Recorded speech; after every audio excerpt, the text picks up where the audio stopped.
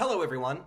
Today we're going to talk about Annihilation 5 Disillusion. This final section of the novel, I think, intersects with climate change again. It begins with what appears to be a reference to climate change, or at least to the way human civilization threatens life on the planet, including human life. I have never done well in cities, even though I lived in one by necessity. Because my husband needed to be there, because the best jobs for me were there, because I had self-destructed when I'd had opportunities in the field. But I was not a domesticated animal. The dirt and grit of a city, the unending wakefulness of it, the crowdedness, the constant light obscuring the stars, the omnipresent gasoline fumes, the thousand ways it presaged our destruction. None of these things appealed to me. Here, too, we see yet another parallel drawn between human civilization and Area X. Human civilization is changing the planet in dramatic ways, like Area X appears to be changing the planet in dramatic ways. Human civilization is as frightening and destabilizing to plants and animals as Area X is to humans. When the narrator used to explore the empty lot near her home at night, nighthawks gathered nearby to feast off the insects bombarding the street lamps. Mice and owls played out ancient rituals of predator and prey. They all had a watchfulness about them that was different from animals in true wilderness. This was a jaded watchfulness, the result of a long and weary history. Tales of bad faith encounters in human-occupied territory, tragic past events. The narrator imagines the animals telling tales of bad faith encounters in human-occupied territory, which sounds a lot like how human beings come back from Area X and give frightening reports. Part of what makes climate change so frightening is that although it's caused by human civilization, humans cannot predict or control climate change's effects. The Earth is going to react to what human civilization does, but we do not know how it's going to react. A lot of life forms might die, human civilization might collapse, but not everything is going to die. All we really know is the Earth will change in ways we cannot expect. The narrator sees this on a small scale in the empty lot near her home. The empty lot appealed to me because it wasn't truly empty. 2 species of snail called it home, and 3 species of lizard, along with butterflies and dragonflies. From lowly origins, a muddy rut from truck tires, a puddle had over time collected rainwater to become a pond. Fish eggs had found their way to that place, and minnows and tadpoles could be seen there, and aquatic insects. Weeds had grown up around it, making the soil less likely to erode into the water. Songbirds on migration used it as a refueling station. From a muddy rut from truck tires, a puddle had over time collected rainwater to become a pond. Out of the destruction caused by human civilization, something new and different is born. By the end of this novel, we still don't really know what Area X is, but the narrator comes closer to understanding what Area X is doing. Think of it as a thorn, perhaps. A long, thick thorn so large it is buried deep in the side of the world, injecting itself into the world. Emanating from this giant thorn is an endless, perhaps automatic, need to assimilate and to mimic. Assimilator and assimilated interact through the catalyst of a script of words, which powers the engine of transformation. Perhaps it is a creature living in perfect symbiosis with a host of other creatures. Perhaps it is merely a machine. But in either instance, if it has intelligence, that intelligence is far different from our own. It creates out of our ecosystem a new world, whose processes and aims are utterly alien. One that works through supreme acts of mirroring, and by remaining hidden in so many other ways, all without surrendering the foundations of its otherness as it becomes what it encounters.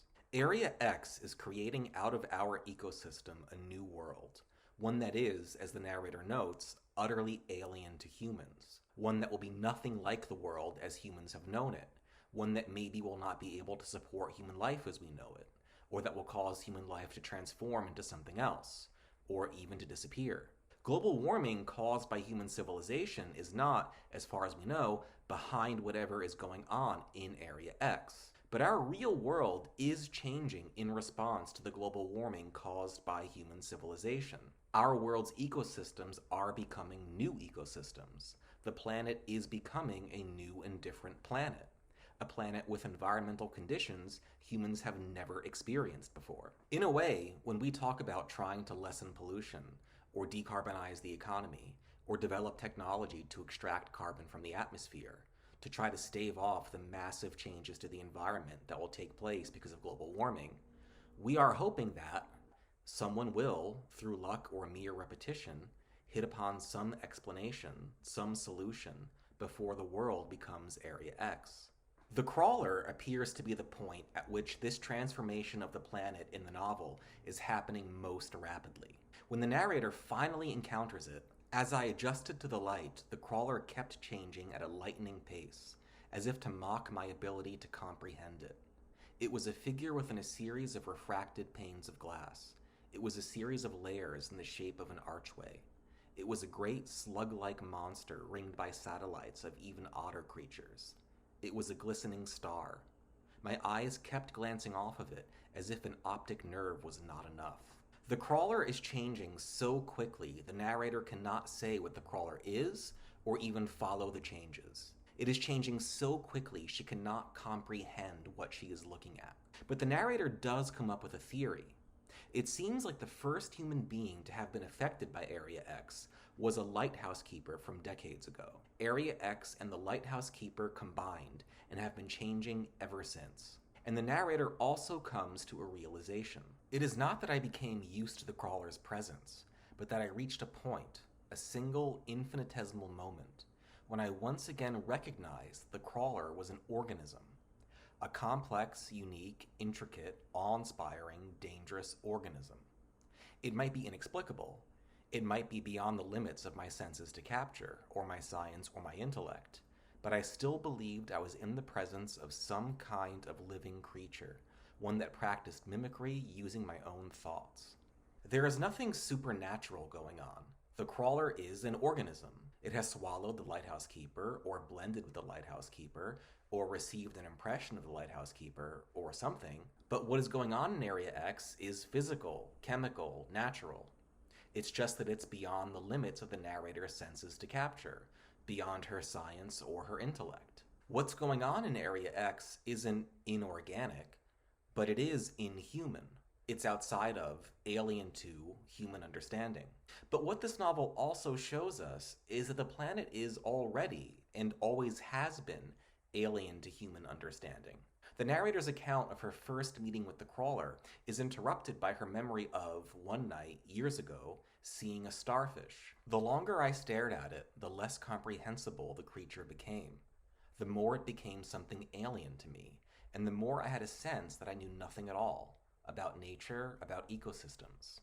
There was something about my mood and its dark glow that eclipsed sense, that made me see this creature, which had indeed been assigned a place in the taxonomy, cataloged, studied, and described, irreducible down to any of that.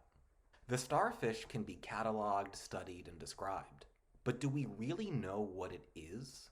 What it's doing? How it experiences the world? Why it's alive? Why it's there? Is the crawler really any stranger than the starfish? As we discussed in a previous class, this novel presents human knowledge as a kind of map-making. A map names things in a landscape, creates symbols for things in a landscape, orients you in a landscape. But a map does not and cannot capture everything in a landscape, or everything going on in a landscape, or how the landscape is changing. And it cannot tell you what or why the landscape is. In fact, the information on a map distracts you from many, if not most, of the things in the landscape. But all human knowledge is like this. It's a way for human beings to organize their experience of the world, but it does not explain the world. We think we know about the world, but the world is never exactly what we think we know about it. It's a lot more than what we think we know about it. As the narrator reflects, a swimming pool, a rocky bay, an empty lot, a tower, a lighthouse. These things are real and not real. They exist and they do not exist. I remake them in my mind with every new thought, every remembered detail, and each time they are slightly different. Sometimes they are camouflage or disguises. Sometimes they are something more truthful. This novel leaves a lot of questions unanswered, a lot of events unexplained. That's part of the point, I think. The narrator is being changed by Area X, but she is not coming to understand Area X. The novel is about confronting what falls outside of human understanding. One thing this novel can do, though, is lead us toward a change in perspective. The government sees Area X as a threat. It's changing nature so dramatically it might destroy human civilization. But Area X is a threat only from a human perspective, and the human perspective is far from the only perspective. The narrator, who over the course of the novel has been losing her human perspective, comes to see Area X very differently. The terrible thing, the thought I cannot dislodge after all I have seen, is that I can no longer say with conviction that this is a bad thing. Not when looking at the pristine nature of Area X and then the world beyond, which we have altered so much. Before she died, the psychologist said I had changed, and I think she meant I had changed sides. It isn't true. I don't even know if there are sides or what that might mean, but it could be true. I see now that I could be persuaded. A religious or a superstitious person, someone who believed in angels or in demons, might see it differently. Almost anyone else might see it differently. But I'm not those people. I am just the biologist. I don't require any of this to have any deeper meaning. Human beings have already altered the world for an infinity of other life forms. If the world alters in a way that is unfavorable to human beings, is that a tragedy from any of those other life forms' perspectives? Are we really any more important or complex or mysterious than they are?